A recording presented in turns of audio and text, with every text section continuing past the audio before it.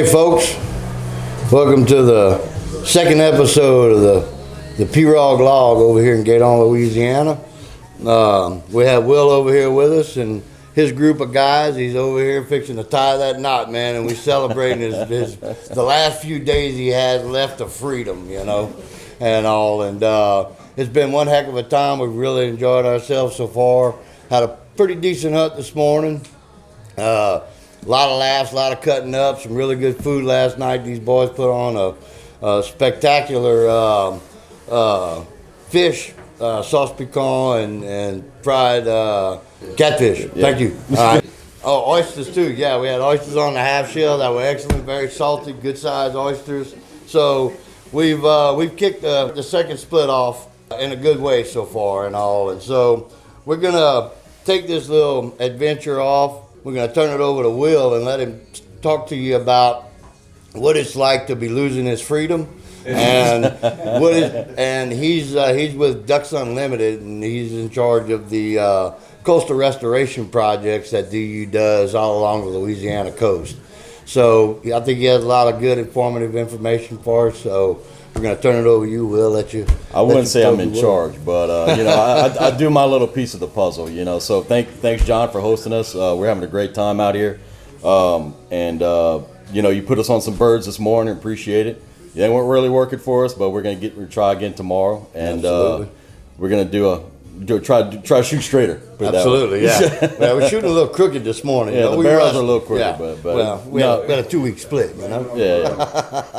But yeah, I appreciate it. Appreciate y'all hosting us, and it's a great lodge out here, and highly recommend it. And thank you very much. Blinds top notch. I'm used to gorilla hunting. I understand. We're sinking up to our knees in mud, and it's not. This way is a lot easier. Well, that's what I told these guys. They've all asked me, and everybody asked me that question. They say, "Hey, what kind of boots do we need to wear?" And I try to explain to them. I said, "Man, wear your slippers. You're not going to get muddy. You're not going to get wet. You're going to step off the trailer into the blind, and you're going to get inside the blind, and it's clean. There's no mud, no water, no nothing in it. And you just sit there and you shoot your ducks, and then when we're done, you get out the blind and step onto the trailer, and we bring you back to your car." They didn't think it was going to be that simple, but it really is. Am I lying? No, you're telling the truth on that one. Fantastic. And especially if you got a dog. Yep. We're not the dogs. So absolutely. But we're trying to do good work. I know you mentioned you got a project off the intercoastal, and that's kind of what we do. We do water control structures around here in this neck of the woods, terrace projects, marsh creation jobs. We're spending a lot of money in Louisiana, and before I was an employee for DU, I was probably like a lot of you out there saying, they don't spend any money in Louisiana. It's all you donate money. It all goes to Canada for the prairie pothole region. And but I had to come to DU to realize that's not the case. Where they are spending money down here. It's got the Gulf Coast Initiative. We got doing a lot of work in Southeast Louisiana, Southwest Louisiana as well. All over the coast, and it's definitely needed. And I'm just glad to be doing my part. Absolutely, man. We appreciate your service and your dedication to a tradition that's been passed down for generations over here. And the way waterfowl hunting has been going over the last 10 years, it's been declining. And it's been a real concern of mine because, of course, this is how I make a living. This is my livelihood, and it's something that I'm passionate about, and I have been for since I was 9 years old when I went on my first hunt.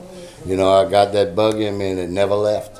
And I want to be able to pass this on to generations to come. And that's what this lodge is all about. It's about coming out here, making memories with your friends and your family and your kids and your grandkids that they can pass on to their kids and grandkids and continue this tradition on throughout Louisiana for years to come. Louisiana's always been known as a sportsman's paradise. We want to keep it that way. Because it's very pristine. I mean, this is a very fragile area. I mean, this is the lifeblood of the Gulf of Mexico, is the stretch between the Texas border and the Mississippi border. We have more tributaries in that area and that stretch of land than they have on the entire Gulf Coast, and so what he's doing is trying to protect all of that and rebuild what these hurricanes are tearing apart. And that's a thank you bond measure. You know, we need it. I mean, it's really scary to go out there. I went down out of Venice a while back, a couple of years ago, and I grew up. I went to St. Paul's, and I grew up down in Pilot Town. One of my best friends' dads and brothers were pilots. So during the holidays, we'd go down there and we'd go duck hunting and all that stuff, and stay at Pilot Town, Pasalutra and all that.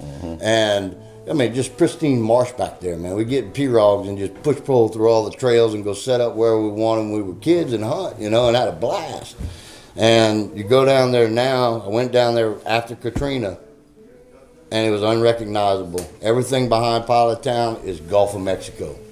There's no land. There's no nothing. I mean, it's ungodly what happened over there. And it's happening all along this coast here. And if I'm right, if I'm not, be corrected, the Mississippi River being contained the way it is causing a lot of this, because she's not able to flow the way she needs to rebuild all of these wetlands. Chaffalaya is doing a little bit of that. Yeah, well, it all changed in 1927, the Great Flood in 1927. That's when the Corps decided we got to levee off the river. That was the last Great Flood. And, you know, that was the cause of all this effect. Of coastal erosion, because you cut off the river, you limit the overbank erosion. That's happening, but right now CPRA is putting in upwards of $1 billion structure off the river to try to mimic that natural process. Gotcha. So it's called the Mid-Barataria Sediment Diversion. Sure. And I know what you're talking about. You know, it's a little bit of a controversial project because they have a lot of stakeholders. You got oyster fishermen, shrimpers, oh, yes, sir. But you also have the coast, and so you know, I think the state and the federal government is finally recognizing that it's a problem, and they're actually putting money behind it to try to reestablish that back bay marsh without just been starved to sediment and all this erosion for the past few years. So they're doing what they can with what they got. You know, if nobody has $1 trillion to spend on the coast. I hear that, right? I wish they did, but unfortunately, it's not readily available. And DU's doing our part as well. You know, we got our pieces along the coast, but you know, we also do those crevasse jobs. Crevasse is basically a cut in the river where you have water and sediment diversion in the back bays, and hopefully fills up and fills in. And we do those type of we have done a couple of those in the Mississippi River with the wildlife fisheries out at Pasalutra WMA. Yep. And we also build terraces in the back bay to try to capture that, accelerate that sedimentation process. That build up. Sure. Yep. So you know, we're doing our piece. I mean, it takes all hands. It takes all kinds of people to reestablish the coast and, you know, try to make things better. You know, like you said, to pass things on to the next generation. What are some of the landowners out here? What are some of the type projects that you could suggest that they would do to help along with this coastal restoration and that type of stuff? What are some of the different things that they could do on their own property to maintain and keep what they have? So it all depends. You know, we have every problem has many different solutions. You know, you almost have to take it on a case by case basis. But I mean, we have a rice stewardship program through the Ducks Unlimited office where we help rice farmers put in culverts, put in like siphons. They do siphon work just to try to manage water levels on the rice fields, and you know, for waterfowl also and marshes also. So we have different programs for property owners out there. Just contact Ducks Unlimited. We have a Lafayette office. We have a Houston office around here that kind of run this area. But it's mainly our Lafayette office, Lafayette, Louisiana. So get in contact with them if you're interested in, if you're a property owner and interested in enhancing your waterfowl habitat. Fantastic, man. Well, you know, like I said, you know, my goal is, and a lot of all these guys that are in here with us today that have hunted and hanging out with us and all agree that, you know, this is something that is precious to us. You know, our grandfathers took us to do this. You know, my grandfather's grandfather took him to do this. And I want to be able to see it pass on down. And unless we really start paying really close attention to what's happening right now, that's going to change. You know, we're not going to have this tradition anymore. You know, and I mean, there's nothing like going hanging out with all your buddies or your family, brothers, you know, and you know, nieces, nephews, whatever, in a blind, telling jokes, cutting up, shooting ducks, just having a good time, letting your hair down. It's not always about how many birds you shoot. It's about the whole experience. You know, it's taking in God's creation and realizing what He's put in front of us and showing us exactly what it is we need to do to protect it. You know, and if we don't do that, then you know what? Game's over. And once it's over, you really can't change it back. You know, we'll do some pin raise mileage or something maybe. You know. Hey everybody, this is Chris Collins, man. Him and I have been friends for quite a few years now. 10 years. Yeah, 10, 12 10, years. 12 years.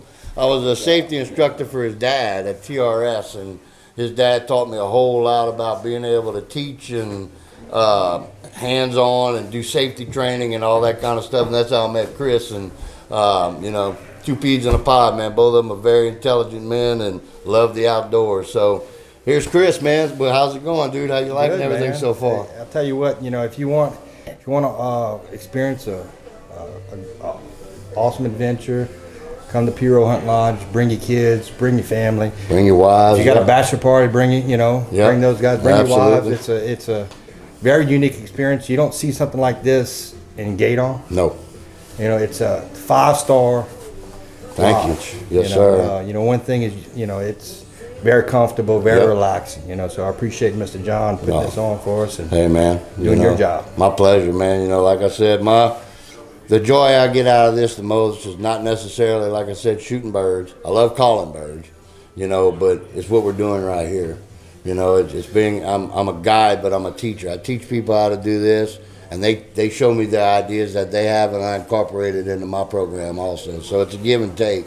And here's the lodge, man. You can add, you just said it. This is a family atmosphere. It's not I mean, you get down, have a good time, you know, drink, cut up, everything else. I'm here, I'm gonna be sober, I don't drink or anything, so, you know, I got your back, bro. You need something from town, you stay at the camp, I'll go get it. That's correct. You know, last night, you know, John went to town. Hey, y'all need anything? I got you. Yep, and absolutely. He stayed up, ate with us, and you know, we got to talking and visiting, and it was a very good time, man. Yeah, it is, man. I mean, I made a bunch of, I think, lifelong friends over here, guys that I've never met before that I've had it's been a true blessing getting to meet them and visit with them and talk to them and tell jokes and all kinds of stuff, man. It's been a blast, man. And Chris is one heck of an outdoorsman. He's a hell of a fisherman. He's a good diver.